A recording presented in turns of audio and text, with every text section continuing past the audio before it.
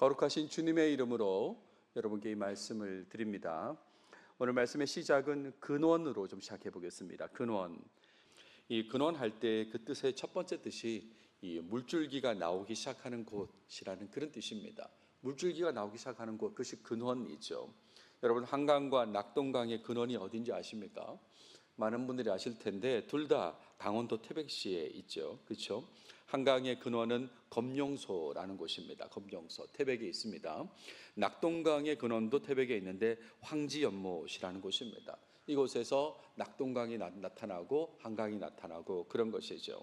근데 이렇게 좁혀서 물줄기가 나오기 시작하는 곳이라는 뜻도 있지만 좀 보편적으로는 사물이나 현상 등이 비롯되는 본바탕, 원인을 이 근원이라고 그렇게 얘기하죠. 다른 말로는 원천, 근본, 출처, 뿌리, 시초 이런 단어로 이렇게 쓰기도 합니다. 스트레스는 만병의 근원이다 이럴 때 쓰는 말이잖아요. 모든 문제의 근원은 무엇이다 할 때 그때 쓰는 표현입니다. 그런데 관심을 가지는 분야와 관련된 근원을 모르면 헤매는 모습을 보이게 됩니다. 내가 어떤 분야에 관심이 있어요. 그런데 그 분야의 어떤 근원을 몰라. 그러면 한참 헤매게 된다 이런 말이죠. 건물 안에 퍼진 어떤 불쾌한 냄새가 있습니다. 없애고 싶은 그 냄새의 근원을 모르면 계속해서 방향제만 사용하게 되죠. 근원을 빨리 없애야 되는데 근원을 없애지 않으면 계속해서 엉뚱하게 다른 것에 헤매고 있다 이런 말입니다. 실제로 제가 경험했던 상황입니다. 루이지애나 베토누지라는 곳에서 제가 피난 생활할 때, 교회가 그곳에 있어서 피난 생활할 때였어요. 허리케인 카트리나 시절에. 그때 제가 어떤 교회에서 운영하는 큰 어떤 오피스텔 같은 건물에서 한 방을 이렇게 이용하고 있었거든요. 근데 자꾸 이상한 냄새가, 좋지 않은 냄새가 났습니다. 근데 근원을 모르니까 그 플러그 방향제를 계속 사용한 거죠. 여러 개를 구입해가지고 그래서 집안에 있는 파워 아울릿에다가 다 꽂아 놓는 거예요. 플러그 방향제를 다 꽂아 놨어요. 그래도 순간순간. 그래서 이용하지 않는 문에는 테이프도 바르고 그러면서 그 냄새를 막아보려고 했는데 냄새의 근원을 나중에 알게 됐습니다. 그것은 다른 방에서 어떤 분이 고독사를 한 거죠. 그러니까 시신이 부패한 그 냄새였던 것입니다. 그러니까 그걸 제거하지 않은 상태에서 이 플러그 방향제를 계속 사용해봐야 소용이 없었던 것이죠. 그렇습니다. 자, 동아일보 3월 14일자, 올해 3월 14일자 기사에 호르무즈 우회로 푸자이라 항만 피격이라는 기사 제목이 있어요. 그러면서 이란, UAE, 아랍에미리트 미 근원 공격이라는 기사 제목이 있습니다. 무슨 말이냐면 미국의 미사일의 근원지를 타격한다 그런 내용의 이제 기사였던 것 같은데, 근데 미국 쪽에서도 근원을 타격하지 않겠습니까? 2월 28일 날 시작된 전쟁입니다.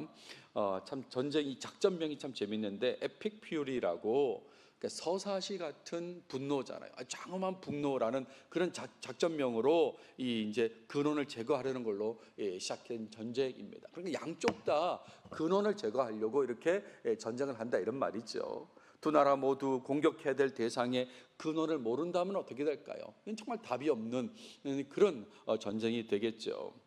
신앙생활 속에도 근원을 잘 알아야 하는 그런 부분이 있습니다. 예를 들어 나라는 사람의 존재의 근원, 이런 걸 잘 알아야 되는 것이에요. 또 삶에 나타나는 복과 심판의 근원, 이런 것에 대해서도 잘 알아야 되는 것입니다.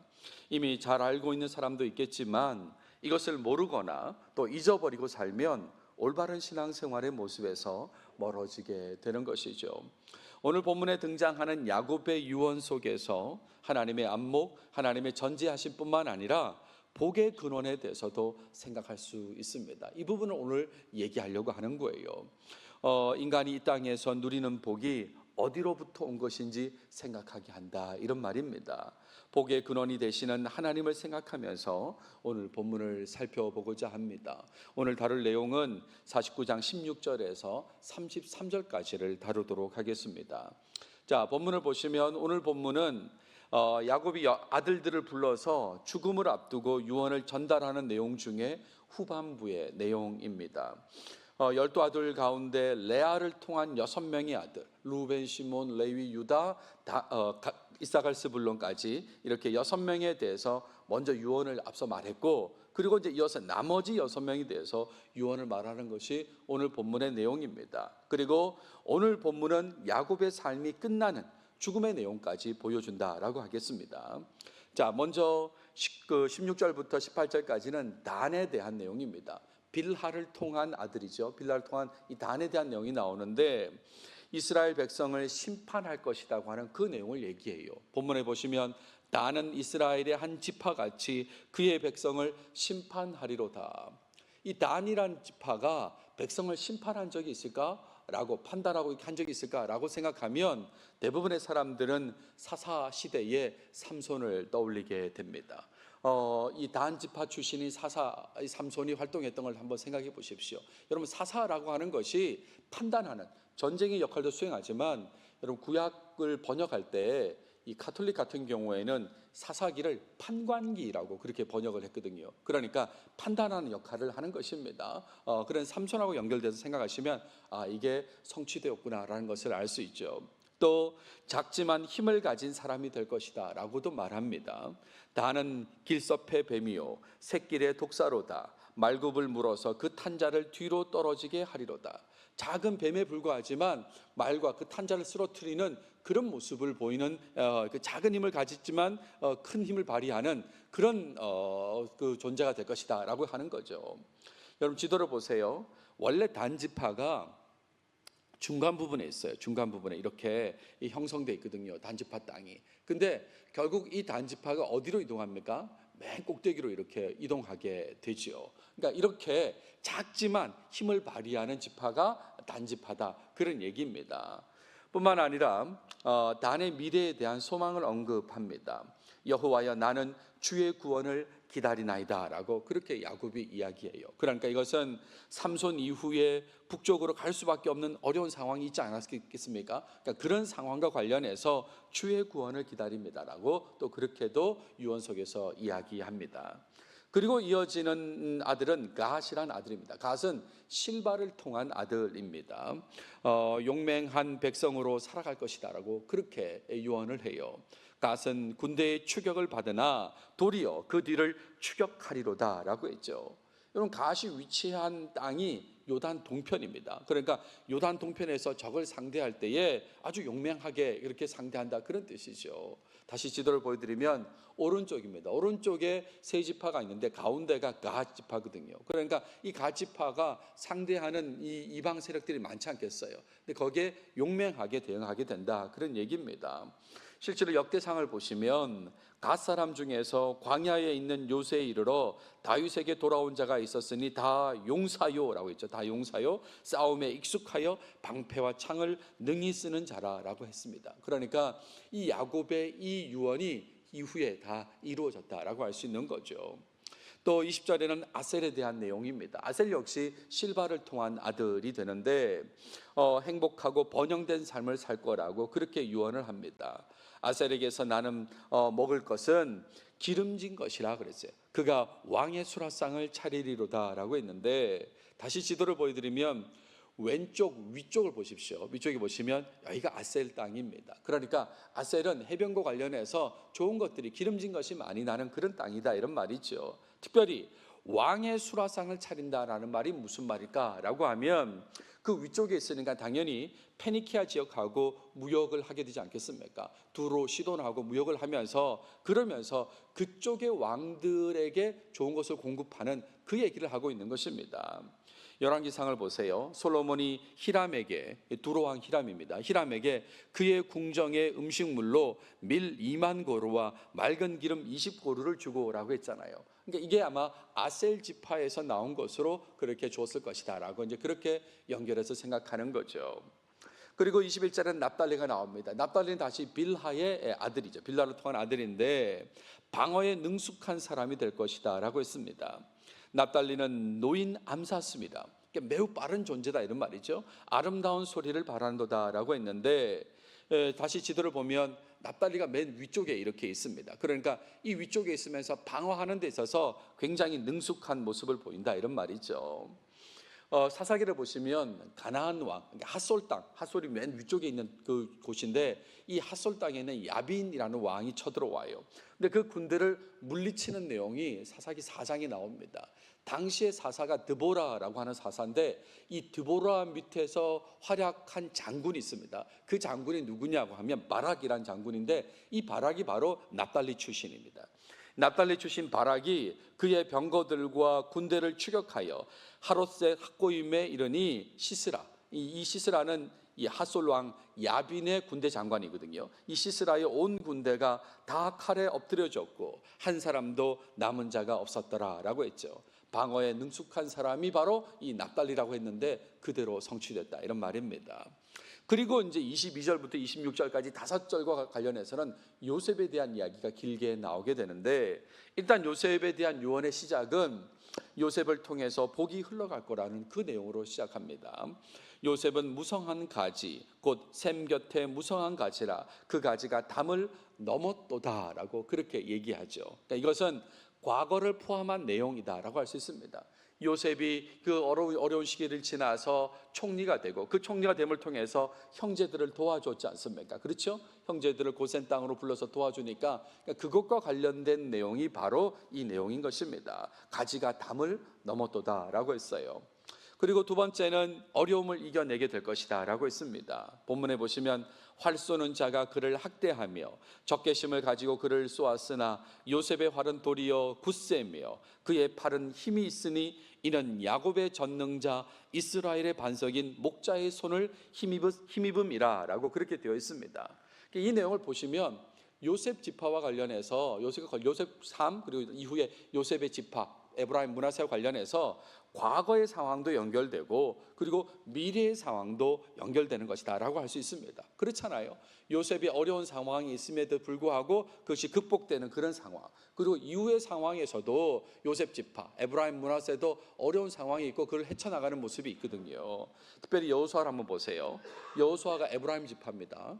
여호수아가 이같이 그 온 땅 곧 산지와 온 네겝과 고센 온 땅과 평지와 아라바와 이스라엘 산지와 평지를 점령하였으니 얼마나 많은 노력이 있었겠습니까? 여호수아가 그 모든 왕들과 싸운 지가 오랫동안이라 라고 했는데, 아무튼 이걸 다 극복했던 그런 내용을 얘기하는 것입니다. 어려움을 이겨낼 것이다. 세 번째는 여러 가지 하나님의 복을 받을 것이다 라고 얘기합니다. 내 아버지의 하나님께로 말미암나니 그가 너를 도우실 것이요 전능자로 말미암나니 그가 내게 복을 주실 것이라. 위로 하늘의 복과 아래로 깊은 샘의 복과 젖먹이는 복과 태의 복이로다 라고 그렇게 얘기했죠. 여러 가지 복을 얘기하잖아요. 위로 하늘의 복, 아래로 깊은 샘의 복, 젖먹이는 복, 그리고 태의 복을 얘기하고 있습니다. 한마디로 삶에 필요한 여러 가지 복들을 얻게 될 것이라고 그렇게 요셉에게 얘기해 줍니다. 여러분, 지난 시간에 말씀드렸습니다만 루벤이 장자입니다. 하지만 장자가 잘못됐기 때문에 이 마지막 유언을 하면서 야곱이 지적하는 모습을 보이죠. 그래서 그 다음에게로 넘어가야 되는데 둘째, 셋째 이 시몬과 레위도 또 잘못을 합니다. 그래서 이 장자의 이 권리가 넷째 유다에게로 가는데, 그런데 유다에게 온전히 가지 않습니다. 유다에게는 주도권, 장자로서의 주도권만 가고요, 이 장자로서 가지는 두 몫에 대한 권리는 요셉에게로 간다고 제가 그렇게 말씀을 드렸죠. 그래서 이 야곱의 유언 이 49장을 보면 유다에 대한 내용도 5절이고 요셉에 대한 내용도 5절이 등장하게 됩니다. 근데 유다는 주도권을 가져가고, 그리고 그 주도권을 가진 유다 속에서 지파 속에서 다윗과 또 예수님이 출생하지 않습니까? 근데 이제 몫에 관련해서는 요셉이 가져가요. 그래서 이런 내용들이 나오는 거죠. 삶의 여러 필요한 복들을 얻게 될 것이다 라고 그렇게 하는 것입니다. 실제로 요셉은 두 지파 몫을 가집니다. 그렇죠? 에브라임 몫도 가지고 므낫세 몫도 가지게 됩니다. 자, 그리고 이어지는 내용, 장자의 몫을 가지고, 그리고 이제 더 나은 복, 또 영원한 복을 받을 거라고 했습니다. 여러 가지 삶에 필요한 복뿐만 아니라 더 나은 복을, 영원한 복을 받을 거라고 얘기했는데, 본문을 보시면 이렇게 표현해요.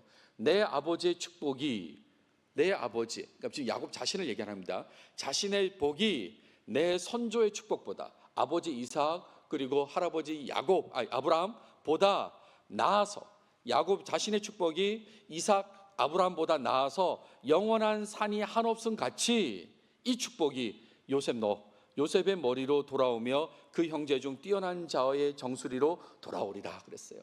그러니까 야곱도 본인이 정말 분에 넘치는 복을 받았다는 것을 아는 것입니다. 그런데 이 복이 요셉에게 간다는 거예요. 그러면서 그 형제 중에 뛰어난 자가 요셉이라고 지금 그렇게 얘기하죠. 이 장자의 몫을 지금 이렇게 얘기하는 것입니다. 그래서 여러분 이 그 조상들을 얘기할 때에 그 라인을 보세요. 아브라함, 이삭, 야곱, 그다음 누구예요?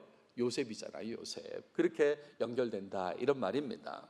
자, 이렇게 얘기한 다음에 27절은 베냐민, 라헬을 통한 아들 베냐민에 대한 축복을 짧게 얘기하는데 용맹한 모습으로 전쟁에서 승리할 거라는 그런 얘기를 해요. 베냐민은 물어뜯는 일이라 아침에는 빼앗은 것을 먹고 저녁에는 움킨 것을 나누리로다라고 그렇게 얘기하죠. 그러니까 이런 내용을 보면 이 베냐민 출신의 여러 가지 또 용맹한 사람들을 이제 떠올리게 되는데 두 번째 사사 에훗을 떠올리게 되고요. 왼손잡이 에훗을 떠올리게 되고 또 사울 왕도 이 베냐민 출신이고 그의 아들 요나단도 생각할 수 있지 않습니까? 여러 사람들을 떠올리면서 적용할 수 있는 거죠. 그리고 이제 28절은 이 유언에 대한 마무리 설명이 나옵니다. 창세기의 설명이 나오는데 창세기의 설명에서 이렇게 얘기하죠. 이스라엘의 12지파와 연결된 내용이다 라고 그렇게 얘기해 줍니다. 그러니까 이 야곱은 아직 12지파가 형성되지 않은 상태에 얘기한 거지만 유언을 한 거지만 이 내용은 이후의 12지파와 관련된 얘기다라고 그렇게 얘기해 주죠. 또 하나는 각각의 아들들에게 적합한 말을 전했다라고 얘기합니다. 그들 각 사람의 분량대로 축복하였더라라고 했어요. 그러니까 12아들의 이 과거를 포함해서 이후에 이루어질 12지파의 미래를 언급한 것이 야곱의 유언이다라고 28절이 말합니다. 자, 그런 다음에 29절부터 32절까지는 야곱의 마지막 요청이에요. 그러니까 아들들 각각에 대한 유언을 남기고 그런 다음에 마지막으로 요청하는 걸 이 29절부터 32절에 얘기하는데 한마디로 말하면 자신을 가나안 땅에 장사해달라는 거예요. 특별히 이 에브론 밭에 있는 그 굴에 장사해달라고 그렇게 마지막으로 요청하게 됩니다. 이 땅은 아브라함이 햇사람으로부터 구입한 곳이고 막벨라 굴이라고 부르는 그곳이거든요. 그리고 이곳에는 조부모가 묻혀 있어요. 아브라함 그리고 사라도 묻혀 있고 자기 부모 이삭 리브가도 묻혀 있고 그리고 아내 레아도 묻혀 있다라고 했습니다. 그러니까 다 묻혀 있는 그곳에 나를 거기다가 장사해달라, 묻어달라고 그렇게 마지막으로 요청해요.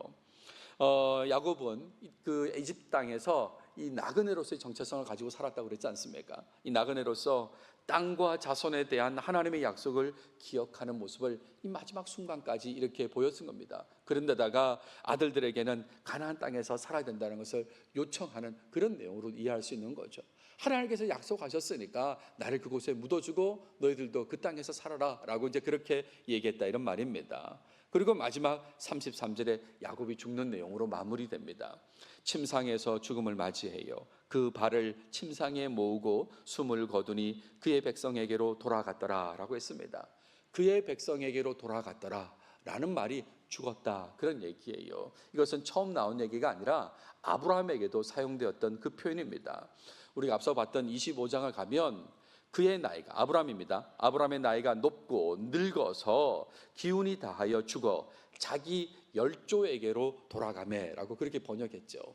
앞서 야곱은 백성에게로 돌아갔다고 그랬고 아브라함은 열조에게로 돌아갔다고 그랬는데 실상은 같은 단어입니다. 히브리어 암이라는 단어인데요. 이 암이라는 단어는 보편적으로는 백성이라고 번역되는 게 맞죠. 그러니까 백성, 그의 백성에게로 돌아갔다. 그의 백성에게로 돌아갔다는 말은 죽었다. 그런 얘기인데 똑같은 표현을 사용하고 있습니다. 자, 그러고 나서 이집트로 이동하기 전에 이 하나님께서 하신 말씀이 성취되었다는 것도 하나 더 생각하시면 좋겠습니다. 이걸 보시면서 하나님 말씀이 성취되었구나. 야곱이 이집트로 갈 때 이 가는 게 맞는가라고 브엘세바에서 하나님께 예배하면서 물어본 적이 있습니다. 그때 가도 좋다고 하시면서 이렇게 말씀하시죠. 요셉이 그의 손으로 내 눈을 감기리라 라고 그렇게 말씀하신 적이 있는데 이 말씀이 성취되는 거예요. 요셉과 다른 아들들이 보는 앞에서 야곱이 죽음을 맞이하게 됐다 이런 얘기죠. 여기까지가 오늘 본문의 내용입니다. 오늘 본문은 야곱이 12아들들에게 각각의 유언을 남기는 그 내용의 후반부 그리고 야곱의 죽음을 보여주는 그런 내용입니다. 빌하, 실바, 라헬을 통한 아들들 6명 있잖아요. 빌하를 통한 단, 납달리, 그리고 실바를 통한 갓, 아셀, 그리고 라헬을 통한 요셉, 베냐민을, 이 6명에 대한 유언은 대체적으로 축복의 내용이었습니다. 그렇죠. 다 거의 다 축복의 내용으로 이루어져 있습니다. 특별히 그 가운데 요셉에 대해서는 많은 분량으로 축복을 말했습니다. 하나님의 약속을 믿는 자, 야곱은 하나님의 약속을 믿는 자였습니다. 그런 사람으로서 축복의 내용을 지금 이렇게 말했다 할 수 있는 거죠. 야곱의 유언은 지난 시간에도 제가 언급한 것처럼 하나님의 안목, 하나님의 전지하심을 느끼게 만듭니다. 하나님의 전지하심을 느끼게 만들어요. 12지파를 통해서 성취될 그 내용을 미리 언급했다는 그 차원에서 더욱 전지하심이 드러나지 않습니까? 아직 12지파가 형성도 안 됐는데 그 지파와 관련된 일을 말하는 것을 보면 참 전지하시구나 하는 것을 알게 된다, 이런 말이에요. 단, 갓, 아셀, 납달리, 요셉, 베냐민과 관련된 이 창세기 이후의 내용을 잘 파악하신다면 하나님의 전지하심을 더욱 깊이 느끼게 될 것입니다. 정말 하나님은 전지하시구나를 알게 돼요. 그렇죠. 하나님께서는 다 알고 계신다. 정말 이 내용을 보면서 하나님은 다 알고 계십니다라는 것을 알게 됩니다. 게다가 오늘 강조할 부분인데요, 야곱의 유언을 통해서 알 수 있는 게 또 하나 더 있는데, 그것은 언급된 복의 근원이 하나님이란 사실이에요. 이 복의 근원, 지금 여러 가지 복을 얘기하지 않습니까? 그 복의 근원이 하나님이란 사실을 알 수 있다, 이런 말입니다. 모든 것을 알고 계신 하나님께서 그 복의 근원이 아니라면 이 본문을 이해할 수는 없는 거죠.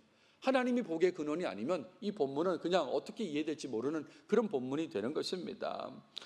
그렇게 복된 삶을 살도록 하나님께서 이끄실 것이기 때문에 복의 근원은 당연히 하나님이신 것이죠. 사실 이미 성취되었다는 것을 우리는 알고 있습니다. 이미 다 알고 있어요. 그러니까 진짜 복의 근원은 하나님이 맞다라고 해야 되는 거죠. 특별히 요셉을 한번 생각해 보십시오.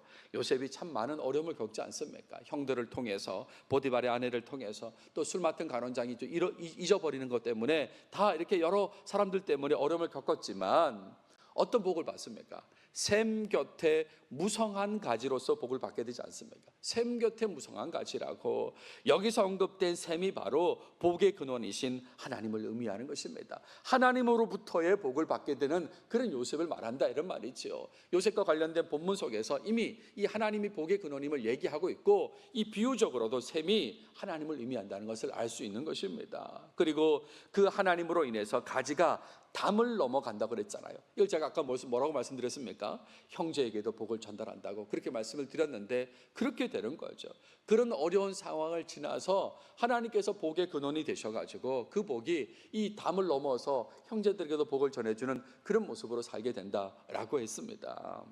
다시 말하지만 하나님께서 복의 근원이 아니라면 야곱의 유언에 나타난 축복은 말뿐인 거죠. 그냥 말로만 이렇게 한 것이다 라고 밖에 생각할 수 없는 것입니다. 그리고 성취되지 않기 때문에 하나님의 안목, 하나님의 전지하심도 생각할 수 없는 것입니다. 하지만 이후에 이어진 역사 속에서 다 성취되었기 때문에, 각각의 모습으로 다 성취되었기 때문에 하나님의 전지하심도 생각할 수 있고, 뿐만 아니라 하나님께서 복의 근원 되심을 말할 수 있는 것이죠. 하나님으로부터 복이 흘러갔다, 이런 말입니다. 하나님으로부터의 복이 요셉에게 뿐만 아니라 다른 아들들에게도 다 그 지파들에게 흘러갔다, 이런 말입니다. 그래서 오늘 적용적으로 말씀드리고 싶은 것은 하나님께서 복의 근원 되심을 인정하고 철저히 하나님만 의지하며 살아야 된다는 말씀을 드립니다. 하나님이 복의 근원 되심을 인정하시고, 그리고 그런 하나님을 의지하며 살아야 된다는 말씀을 드려요. 복의 근원을 잘 알지 못하면 엉뚱한 곳에서 복을 찾고 기대하게 되는 거죠.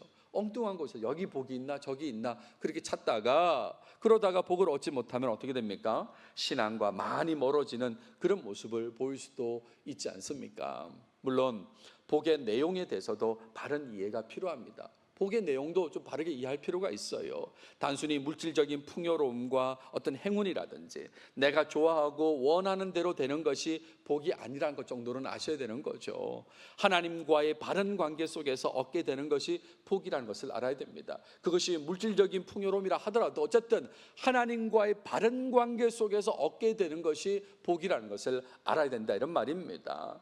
이런 바른 관계는 복의 근원이 하나님이심을 인정하는 것하고도 연결되는 거죠. 그렇잖아요. 하나님과의 바른 관계 속에서 얻게 되는 게 복인데, 그런 것이 이 하나님께서 복의 근원이라는 그 사실하고도 다 연결된다, 이런 말입니다. 그런 거죠.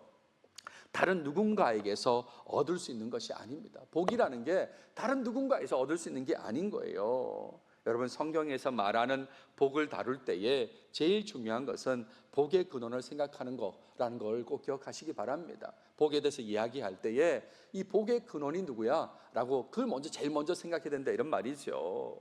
하나님께서 복을 주신다고 그렇게 생각하셔야 됩니다. 여러분, 이 부분을 여러분은 확신하신다면, 정말 복의 근원이 하나님이야 라고 확신하신다면, 그렇다면 세상의 영향을 받는 기준에 따라서 복의 내용을 쉽게 평가하지는 않을 것이에요. 세상적으로 보면 저거는 복이 아닌 것 같은데 저게 무슨 복이야, 이럴 수 있지 않습니까? 그러니까 정말 하나님께서 복의 근원이라고, 하나님께서 복을 주신다고 확신한다면 그런 세상 기준에 따라서 복의 내용을 쉽게 평가하지는 않을 겁니다. 또 복이 실현되는 시간도 중요하지 않게 여길 거예요. 그렇잖아요. 빨리 실현됐다, 늦게 실현됐다, 이건 안 중요한 겁니다. 복의 근원이 하나님이기 때문에 그건 안 중요한 것이죠. 뿐만 아니라 늘 감사하게 되고 더욱 하나님의 복을 기대하며 살게 되는 거죠. 모든 게 하나님으로부터 온 것이라고 생각하면 늘 감사하고 또 계속해서 하나님의 복을 기대하며 살게 된다, 이런 말입니다. 여러분, 찬송가 1장 잘 아시죠? 어떻게 시작합니까? 만복의 근원 하나님으로 시작하지 않습니까? 모든 복의 근원 하나님이라고 그렇게 시작합니다. 오늘 일부 예배 때 늘 오시던 분 안 오셨는데, 최만복 집사님 저랑 같이 여행 가면서 그 목장 식구들하고 가면서 그 차 안에서 얘기했었어요. 집사님, 하나님은 만복의 하나님이라고 제가 그렇게 얘기한 적이 있는데, 실제로 이 한자도 똑같이 만복, 복, 그 한자를 쓰시더라고요. 그러니까요, 만복의 근원 하나님. 영어 가사도 한번 보십시오. Praise God from whom all blessings flow. 하나님을 찬양하라는데 그 하나님으로부터 모든 복이 흘러나온다고요. 하나님으로부터. 그런 하나님을 찬양하라고 그렇게 하지 않습니까? 민수기 6장에 보시면 하나님께서 모세에게 이렇게 전해라 라고 하는 말이 있어요. 아론과 아들들에게 제사장으로서 백성들을 이렇게 축복하라고 전하라는 그런 메시지를 줍니다. 대제사장, 제사장인 아론과 아들들한테 앞으로 백성들을 축복하려면 이렇게 하라고 먼저 모세에게 전하라고 알려주는 거예요. 그 내용이 민수기 6장 24절부터 나오는데, 여러분 잘 아시는 내용이죠. 여호와는 내게 복을 주시고 너를 지키시기를 원하며, 여호와는 그의 얼굴을 내게 비추사 은혜 베푸시기를 원하며, 여호와는 그 얼굴 내게로 향하여 드사 평강 주시기를 원하노라. 이렇게 축복하라고 그렇게 알려주십니다. 시작을 어떻게 시작합니까? 여호와는 내게 복을 주시고 라고 했잖아요. 복의 근원이 하나님이심을 드러내는 겁니다. 하나님께서 복을 주신다, 이런 말입니다. 그래서 지키시고 은혜 베푸시고 평강 주시기를 원한다라고 그렇게 말하라고 한 거죠. 제가 오늘 예배 때는 마지막 마무리는 이 민수기 6장으로 축도하도록 하겠습니다. 아무튼 복의 근원은 이렇다, 이런 말이죠. 오래전에 어릴 때 부흥회라고 있습니다. 요즘에는 잘 부흥회를 하지 않는데 예전에는 이런 부흥회들이 많았습니다. 근데 부흥회 분위기가 되게 비슷한데, 한참의 설교가 지나가 나서 예배 후반부에 음악 소리를 키우고, 그리고 불을 끄고, 예배당에 불을 끄고, 그리고 이제 기도를 하게 합니다. 그러면 그 인도자가 이제 외치는 거죠. 기도를 더 열심히 하게 하기 위해서 이제 외치는 소리가 있는데, 근데 지금도 참 이상한 외침이었어요. 그 외침은 뭐냐면 복 받아라라고 하는 것입니다. 복 받아라. 그리고 성령 받아라, 이런 외침이 있었습니다. 이게 무슨 말일까? 이게 복을 주시는 분이 누구라고요? 하나님이 하나님. 근데 왜 그분은 복 받으라고 했을까? 그리고 여러분, 성령님은 하나님이십니다. 그분이 받으라 말아 할 게 아니고 성령 하나님께서 임재하시고 해야 되는데 왜 이렇게 말씀하셨을까? 여러분, 복을 주시는 분이 하나님이심을 분명하게 인정하고 산다면 신앙생활은 많이 달라질 것입니다. 정말입니다. 여러분, 인정해 보십시오. 하나님께서 하나님으로부터 복이 온 거야, 모든 복의 근원은 하나님이야 라고 그걸 인정하시면 신앙생활은 다 달라집니다. 많이 달라질 거예요. 늘 하나님께로 가까이 가려고 할 것입니다. 복이 하나님으로부터 오니까 하나님과 늘 가까이 하려고 하지 않겠습니까? 뿐만 아니라 하나님께서 주실 복을 기대하며 늘 사는 거예요. 늘 기대감이 있는 거죠. 어떤 복을 주시려고 그럴까? 어떻게 하실까? 늘 기대감이 있게 되고, 또 작은 변화에도 감사하면서 반응하게 되는 거죠. 조금만 변화가 있어도 하나님 내게 복 주신 거야, 하나님이 주신 거야 라고 하면서 그렇게 반응하며 산다 이 말이에요. 감사하면서. 또 기다림에 익숙할 것입니다. 기다리는 거죠. 또 하나님께서 기대감이 있으니까요. 주실 거야, 언젠간 주실 거야 라고 하면서 기다림에 익숙할 것이고, 다른 사람의 평가에 흔들리지 않게 되는 거죠. 아니 그게 무슨 복이야 라고 그렇게 누가 평가한다 하더라도 그런 평가에는 흔들리지 않게 된다, 이런 말입니다. 현재 상황이 힘들어도 복을 주시는 하나님을 기대하기 때문에 참을 수 있고, 또 오히려 기쁘게 살아갈 수 있다, 이런 말입니다. 제가 지난주일 또 그 전 시간을 지나면서 조금 심적으로 힘든 시간이 이게 지나가게 되었어요. 근데 그런 와중에도 또 목사로서 해야 될 일은 신방을 하고 뭐 그런 일을 하지 않습니까? 그러니까 지난 주일날 요청된 신방 일정을 이제 오후에 가게 되었습니다. 갔더니 차를 대접을 받게 되었습니다. 차를 대접을 받았는데 한 번도 제가 이전에 맛보지 못한 어떤 그런 이름의 차를 제가 맛보게 된 것이에요. 그 차는 무슨 차냐면 동방미인이라는 차를 제가 이제 맛보게 된 것입니다. 동방미인이라는 차를 이렇게 맛보는데 어떤 마음이 들었냐면 하나님께서 나를 위해서 준비하시고 주신 것 같은 그런 마음이 드는 거예요. 너무너무 감사한 거예요. 하나님 나한테 이걸 주시려고, 신방이지만 내가 가서 신방을 하는 거지만 나한테 이걸 주시려고 지금 나를 여기로 오게 하셨구나 라는 생각이 들어요. 마치 로뎀나무 아래에 엘리야에게 주신 음식 같은 그런 느낌. 이거 먹고 힘내라, 힘내라 라고 하는 그런 것 같은 느낌이 드는 거예요. 여러분, 동방미인이란 이 차가 뭐 값도 비싸지만 뭐 그런 차원보다도 하나님께서 내게 주셨다라고 생각하니까, 그러니까 정말 감사가 넘친다, 그 말씀을 드리고 있는 겁니다. 여러분, 모든 복의 근원이 하나님이심을 기억할 때에 작은 일에도 감사하면서 달라진 신앙생활을 할 수 있습니다. 여러분 경험해 보십시오. 정말 복의 근원이 하나님이라는 것을 기억할 때에 정말 달라진 신앙생활을 할 수 있어요. 불평, 불만의 마음, 어려운 감정을 접게 되고 하나님께로 가까이 가려고 노력하시는 그런 모습이 나타나게 되는데, 여러분 이런 삶을 사시길 바라요. 더 하나님께로 가까이 가려고 노력하시길 바랍니다. 만복의 근원 되시는 하나님, 만복의 근원 되시는 하나님, 나를 너무나 잘 아시는 하나님, 그 하나님께서 나에게 맞는 복을 주실 거다, 이런 말입니다. 나에게 맞는 복을 주실 거예요. 말씀을 마무리할 텐데요. 여러분, 복의 근원 되시는 하나님께서 주신 복, 그 복으로 여러분의 삶이 회복되시길 바라고, 늘 평안한 삶을 살아가시는 여러분들이 다 되시길 바랍니다. 기도하겠습니다. 하나님 감사합니다. 오늘도 창세기를 통해서 우리에게 말씀해 주셔서 감사합니다. 특별히 이 야곱의 유언을 보면서 복의 근원 되신 하나님에 대해서 나누게 하셨는데, 이런 복의 근원 되신 하나님을 우리 삶에 잘 기억하게 하시고 인정하며 더 하나님과 가까워지는 우리 모든 사람들이 되게 주여 도와주시옵소서. 지금까지 삶 속에서는 그냥 상황만 보고 불평하고 불만을 가지고 어려운 마음을 가지고 살았다면, 모든 것이 하나님으로부터 온다는 그 복의 근원 되신 하나님을 떠올리면서 이후로는 평안하고 오히려 또 하나님을 기대하며 살아가는 우리 모든 교인들이 꼭 되게 해 주시옵소서. 이 모든 말씀 예수님의 이름으로 기도드렸습니다. 아멘.